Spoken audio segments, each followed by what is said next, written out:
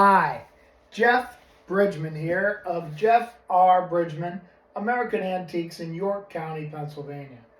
I've come here tonight to talk to you about this wonderful woven silk ribbon, which we call a Stevensgraph in the antiques world. The technology to do this was developed by a gentleman named Thomas Stevens, who lived in Coventry, England, was born there in the first half of the 19th century, and worked for a ribbon manufacturer, then owned his own ribbon plant, and was manufacturing there when the bottom dropped out of the ribbon production market in England. So Parliament lifted some trade restrictions that made that happen and made it possible to import ribbon made elsewhere more economically. And so Stevens went about looking for a way to make more money to maybe come up with some new technology and some new material that would be interesting for people to buy. So that's what he did. He spent some time looking at a jacquard weave loom that he was already very familiar with them, and he developed a way to modify a typical jacquard weave loom to make these super detailed, very fine ribbons with imagery and colors that just went beyond pretty much anything that was available at the time. Now, we'd had printed ribbons for a very long time, and here's one, for example.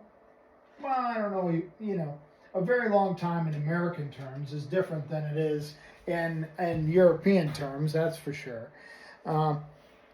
But here is a Lincoln mourning ribbon from 1865, of course, mourning Lincoln's death. Very typical of what we made here in America.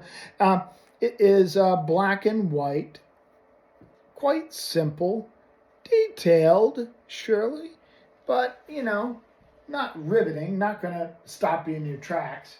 Very cool historically. This is a really rare guy with July 4th, 1776 above George Washington, and July 4th, 1865 under Lincoln, and very a little American flag here, very typical of Civil War ephemera. Nice ribbon, rare, cool, but nothing like what Stevens would develop. So I'm actually going to start by showing you a ribbon here that Stevens didn't even make. This was made in the States after an American manufacturer by the name of Phoenix Manufacturing in New Jersey, of all places. Never know what's going to happen in New Jersey, do you?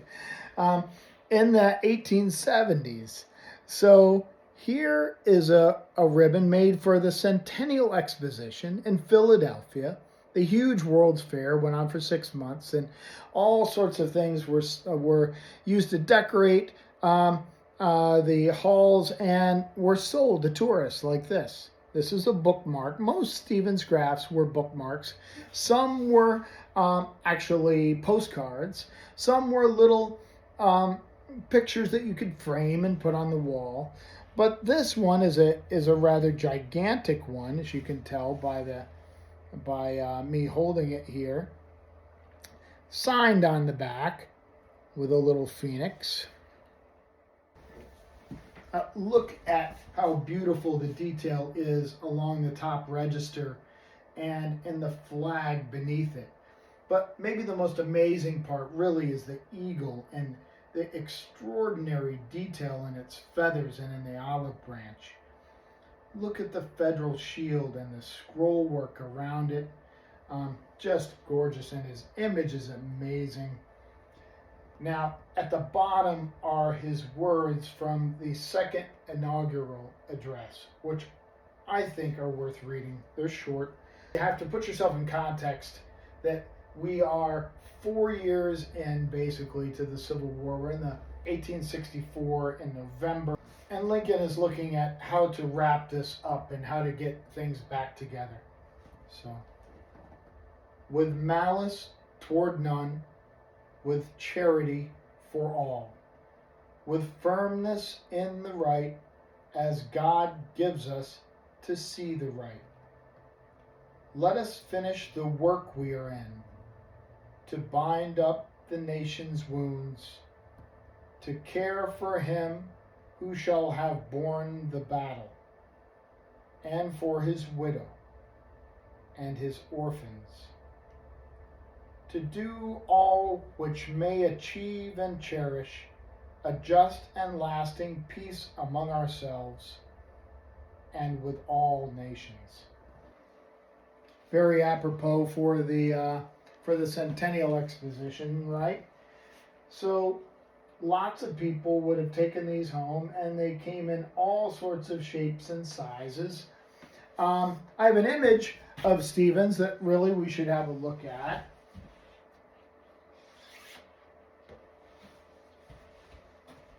Here he is. Good looking guy, right? And, fine looking chap here.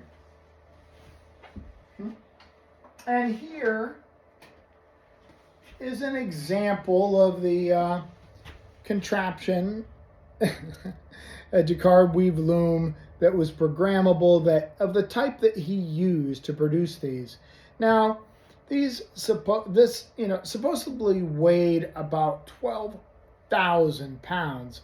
Somehow it doesn't quite look like it would weigh 12,000 pounds here, but there is quite the engine on top. Who knows? Probably did. Doesn't look like something fun to cart around at any event. As a person who carts a lot of things around, I can tell you that I wouldn't want to do that. Now, here's a few things I want to show you.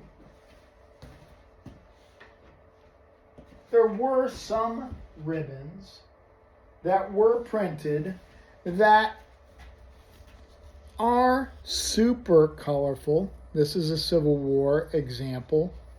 Very highly detailed. Way more colors than usual. And, this is not an anomaly, but it's one of very few. You won't see many things that have the sort of qualities that a Stevensgraph does. This is a Lincoln Stevensgraph done by Stevens himself, who actually didn't coin that term until the 1870s, but pretty good promoting himself as he came to the Centennial. He came to the Centennial Exhibition, the 6-month-long World's Fair in Philadelphia that was held to celebrate the event. He brought one of the looms with him, and he actually made them on site and sold them to tourists. So now this one was actually made to mourn Lincoln's death. He may have sold these at the Centennial Exposition also. They came in various color combinations. You can see them in purple and green and different shades of blue and red. I think there's a yellow and purple. He could change the colors as he wanted. They were almost like punch cards that he would use to program these looms.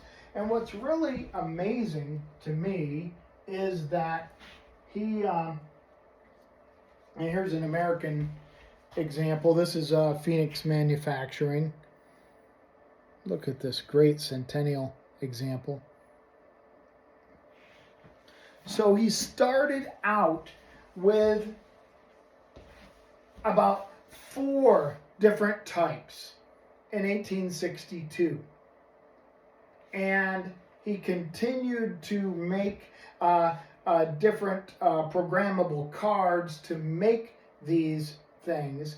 And by the 1880s, after the Centennial, he had 900 different types. Now, This is at a time before electricity, using some crazy big contraption.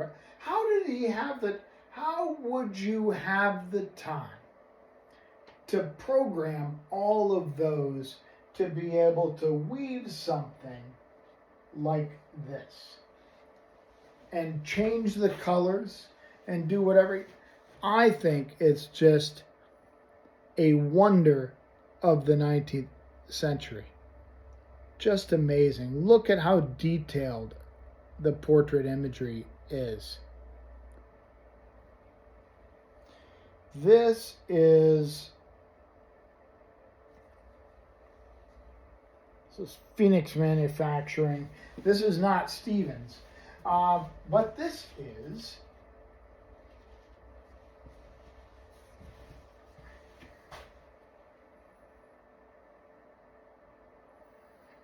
Stevens' own work. They're very similar. Most of them I know by like the back of my hand, but every once in a while there's one that is difficult to identify. This is a Stevens too. Really, it's like the last one, but look, a different size. Also made for the centennial, but it's smaller than the other. And this one is on its original card, which advertises his business. They were typically sold on a paper card like this. Most of them had a tassel. Not all of them, though. Some just didn't.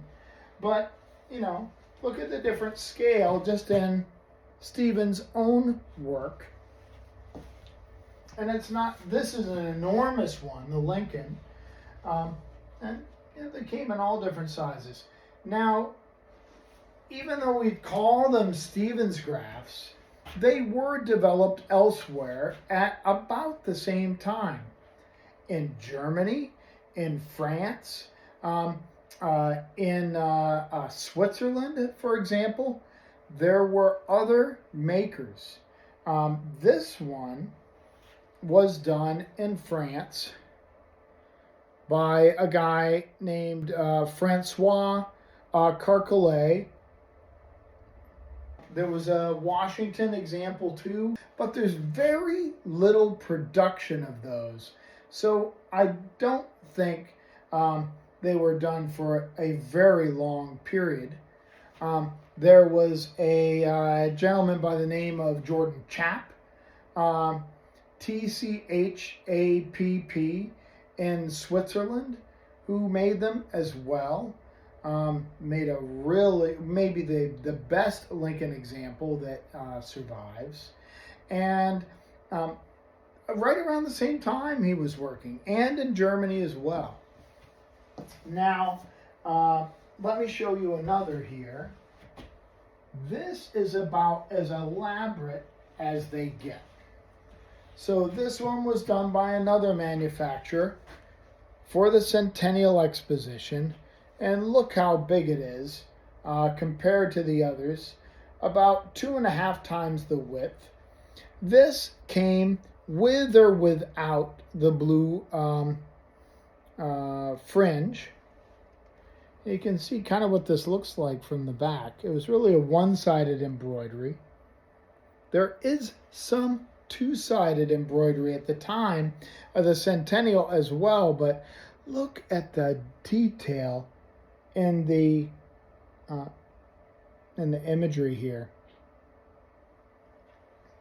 Just amazing. So thanks for coming along on a short journey tonight to learn a little bit about Stevensgraphs. Wonderful things to collect. Most of Stevens' works were British in nature and Victorian, and not as collectible in the States as these are, but you know, I think these are really special things. They were made for most of the world's fairs. A bunch of them were made over time, and just about the most colorful and interesting thing. How they could do this in the 19th century, just a marvel of early manufacturing, and certainly fitting for something like a World's Fair, like the Centennial Expo. So thanks for joining me, and I will see you again soon.